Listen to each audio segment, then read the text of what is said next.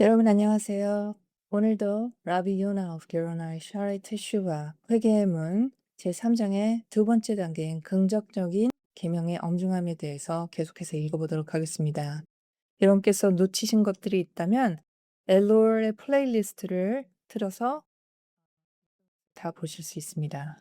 이 긍정적 해야 할 계명의 엄중함은 다음과 같습니다. 보상, 섬김으로부터의 오는 보답의 근원은 긍정적인 계명을 행하는 데 있다는 것입니다. 이에 대해서는 잠언 13장 13절에서 이렇게 말씀하십니다. 계명을 존중하는 사람은 보상을 받는다. 또한 말라기 3장 18절에서는 그러면 여러분은 의로운 사람과 악한 사람의 차이와 하심을 섬기는 사람과 그분을 섬기지 않는 사람의 차이를 보게 될 것입니다. 그리고 하심께 대한 섬김은 행동으로 이루어지는 계명들을 통해서 이루어진다는 것입니다. 이 긍정적인 계명만 있는 경우도 있고 이 긍정적인 계명과 함께 부정적 계명도 포함되는 경우도 있다는 것입니다. 예를 들자면 신명기 15장 7절에서는 여러분의 마음을 완고하게 하지 마세요라는 말씀은 헤셋, 사랑 친절을 베풀라는 긍정적인 계명과 함께 주어진 부정적인 계명입니다. 이 섬김의 계명에 대해서는 샬하 아보다, 섬김의 문에서 설명될 것입니다. 그럼에도 불구하고 이 부정적인 계명을 범하지 않도록 자신을 지키는 사람에게는 긍정적인 계명을 행한 사람이 이를 정도의 보상이 주어지는 경우가 있습니다. 예를 들자면 어떤 사람에게 죄를 지을 기회가 생기고 이 금지된 성적 관계에 대한 욕망이 일어났지만 자신의 그 악한 성향을 이겨냈다면 이것은 하신께 대한 두려움의 본질에서 나온 것입니다.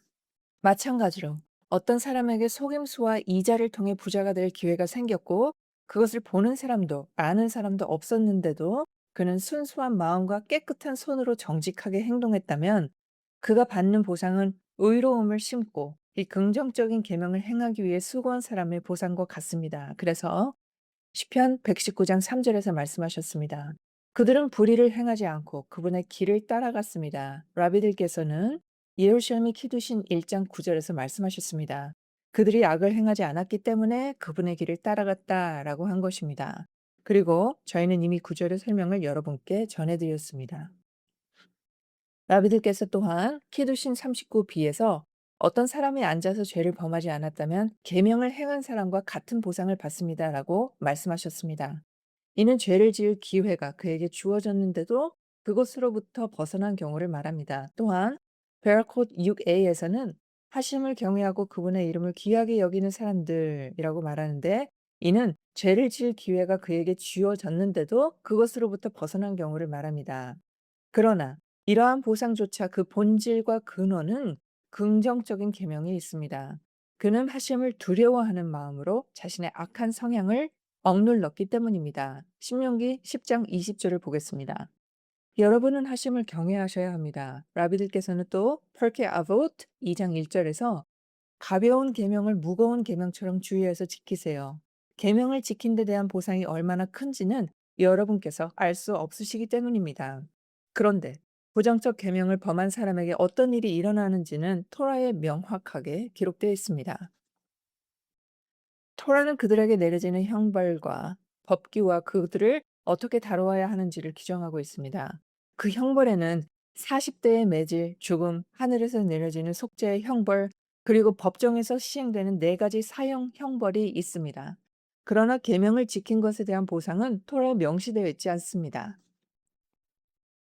사람들이 가벼운 계명을 지키는 것을 포기하고 오직 무거운 계명만을 지키려 하지 않도록 하기 위해서입니다. 이 점에 대해 라비들께서는 다음과 같은 비유를 드셨습니다. 한 왕이 자신의 신하들에게 정원에 있는 모든 종류의 아름다운 나무를 심으라고 명령하셨습니다. 그리고 그들에게 보수를 주시겠다라고 말씀하셨습니다. 그러나 각각의 나무를 심는데 얼마의 보상을 줄 것인지는 알려주지 않으셨습니다. 왕은 자신의 정원에 아무것도 부족하지 않기를 원하셨기 때문입니다. 그래서 신하들은 아름다운 묘목들을 여러 종류로 많이 심었습니다. 하지만 만일 신하들이 정원에 있는 각각의 나무를 심는 데 대한 보상을 알고 있었다면 그들은 다른 나무보다 보상이 더 큰 나무를 심는 데 모든 노력을 집중했을 것입니다. 그렇게 해서 자신들의 보수를 더 많이 받으려고 했을 것입니다.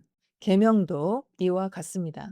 하심께서는 이스라엘의 모든 계명을 지킴으로써 공덕을 쌓게 하시고 그들에게 영원한 생명을 상속하게 하며 모든 계명이 함께 그들의 머리를 아름답게 장식하는 영광스러운 관이 되기를 원하셨습니다. 그들이 자신들의 섬김의 분량을 모두 완성하면 그분께서 주시는 보상도 완전해질 것입니다.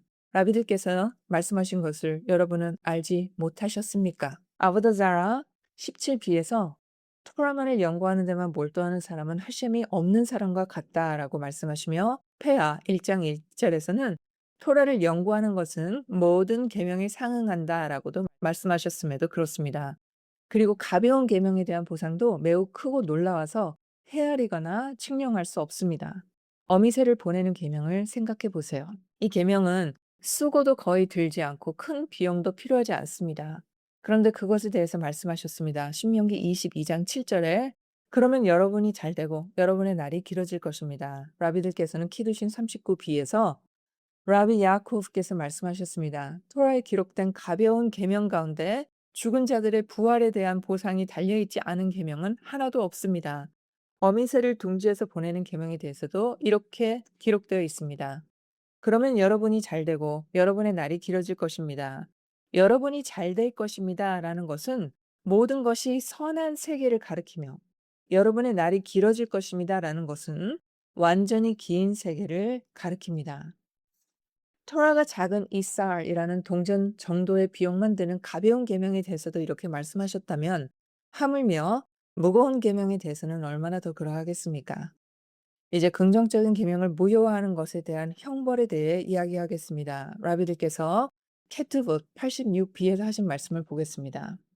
어떤 사람에게 수카의 계명이나 종려나무 가진 룰라의 계명을 행하라고 명령했는데도 그가 행하지 않는다면 그를 때립니다라고 하셨습니다. 또한 로샤샤나 17a에서 말씀하셨습니다.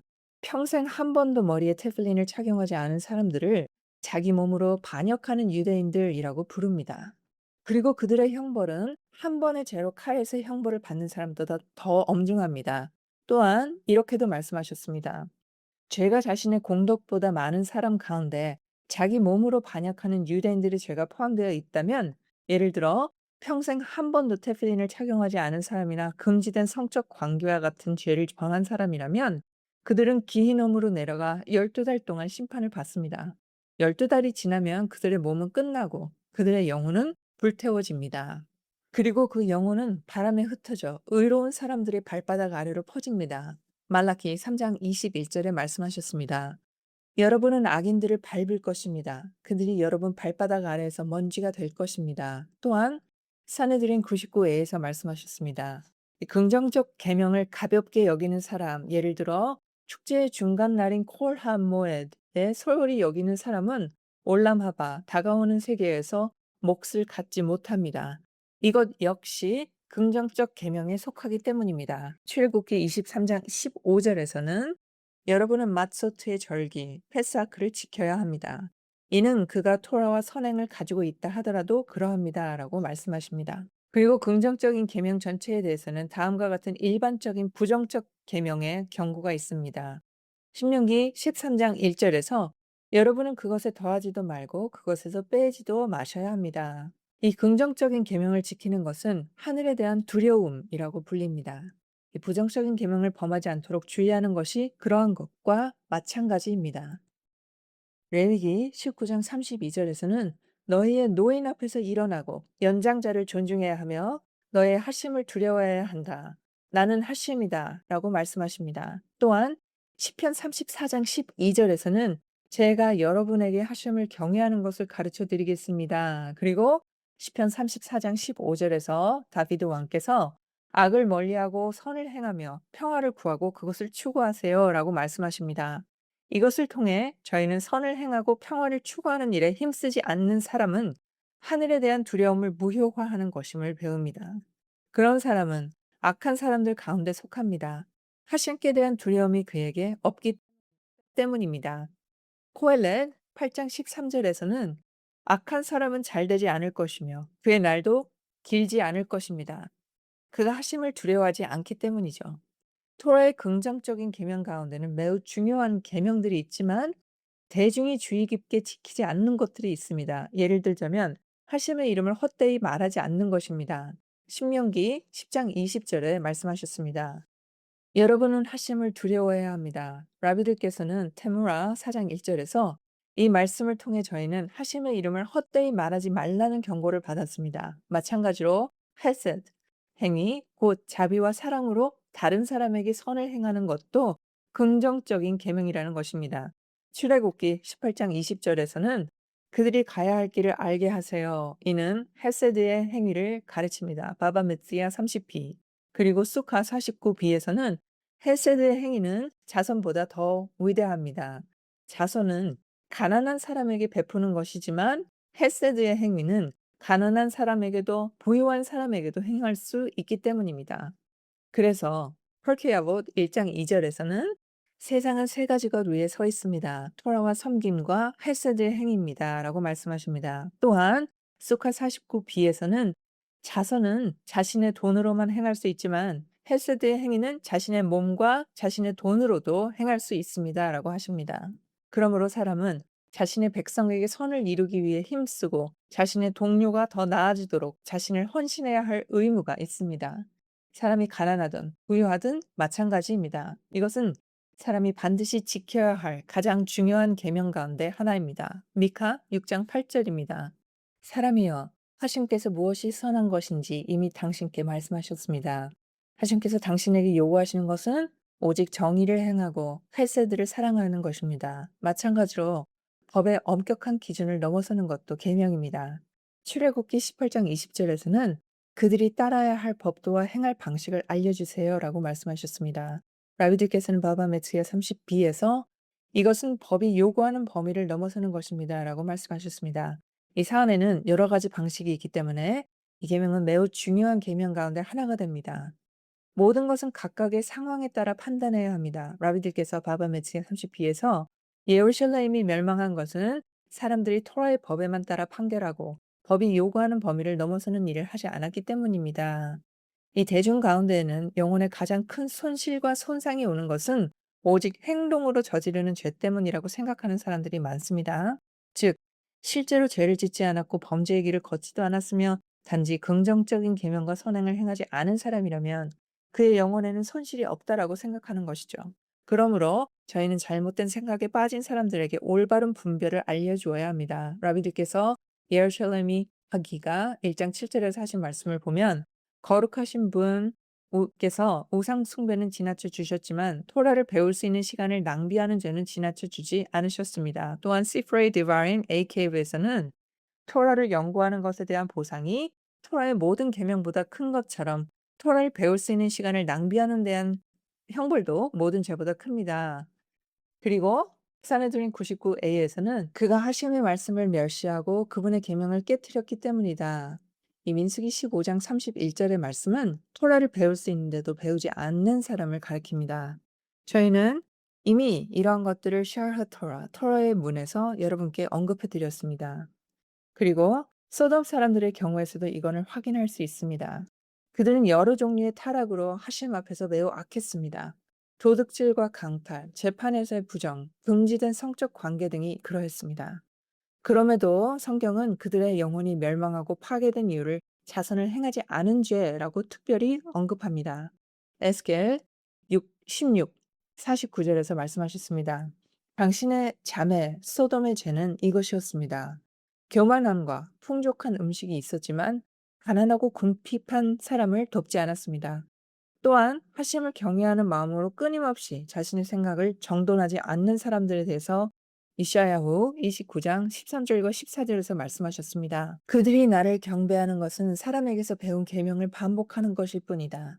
그러므로 내가 이 백성에게 놀라운 일을 더하고 또 더할 것이다. 또한 예레미야 12장 1절과 2절에서는 어째서 악한 사람들의 길이 형통합니까?